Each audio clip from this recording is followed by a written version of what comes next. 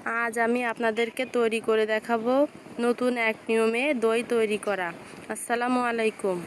আজ থেকে আর দই জমাট না বাঁধলে টেনশনের কোনো কারণ নেই। এই টিপসটি ফলো করলে দই জমাট বাঁধবে। আমরা সাধারণত দই বিকালে পাতিয়ে সকালে দেখি, এখন দেখার পর যদি দেখি দই জমাট বাঁধি নাই, তখন আমরা কি করে এই দই জমাট বাঁধাবো, এই টিপসটি আমি আজ দেখাবো। একই প্রসেসে দুধ জাল করে নিতে হবে।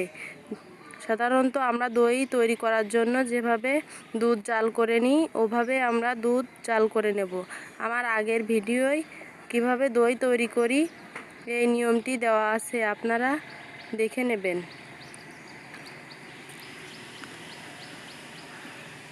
আমি এখানে দুধ জাল করে নিয়েছি।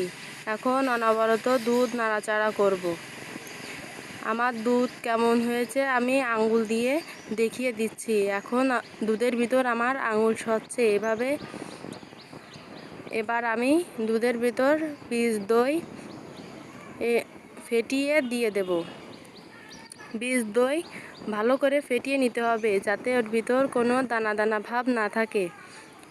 ভালো করে পানি পানি করে ফেটিয়ে নিতে হবে। আমার বীজ দই ফেটানো হয়ে গেছে। এখন আমি এর ভিতর দুধ দিয়ে দেব। দুধ দিয়ে আবারও নাড়াচাড়া করব। বেশি গরম দুধের ভিতর বীজ দই দেওয়া যাবে না। খেয়াল রাখতে হবে দুধের ভিতর আঙ্গুল দিলে হাত পুড়ে না যায়, সেরকম অবস্থায় আমরা এর ভিতর বীজ দই দেব। আবার একেবারে ঠান্ডা অবস্থায়ও দেওয়া যাবে না। দেখুন আমার বীজ দই দুধের ভিতরে দেওয়া হয়ে গেছে। আমি এখন আবারও নাড়াচাড়া করছি। এবার আমি একটি পাত্রে ঢেলে নিয়ে রেখে দিয়েছিলাম। এখন সকালে দেখুন আমার দইয়ের তাপ কম দেওয়া হয়েছে, এজন্য দই ভালোভাবে জমি নাই। দেখুন এখন আমার টেনশনের কোনো কারণ নেই। আমি এই দই অন্য প্রসেসে জমাবো।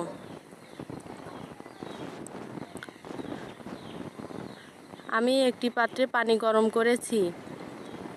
এখন এর ভিতর একটি তাওয়া দিয়ে দিলাম। এর উপর আমি ওই দইয়ের কাপগুলো দিয়ে দেব। আমি একটি জিনিস দেখাতে ভুলে গেছি, দইয়ের ভিতর দেখতে হবে যে কোনো একটি কাঠি দিলে, পাতলা কাঠি দিলে যদি দাঁড়িয়ে থাকে তাহলে এই দই জমবে।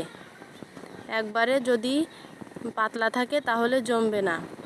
এখন আমি দই পানি গরমের ভিতর দিয়ে আরও অল্প একটু জাল করে দিয়েছি। দেখুন এবার আমার দই কেমন হয়েছে। উপরে ঢাকনা দেওয়ার কারণে দইয়ের উপরে বাষ্পীয় পানি গেছে। আমি এই পানিটুকু ঢেলে দিচ্ছি। দিয়ে আমি এখন আপনাদেরকে দই কেটে দেখাবো আমার দই কেমন জমেছে আর আগে কেমন ছিল, আপনারা লক্ষ্য করবেন।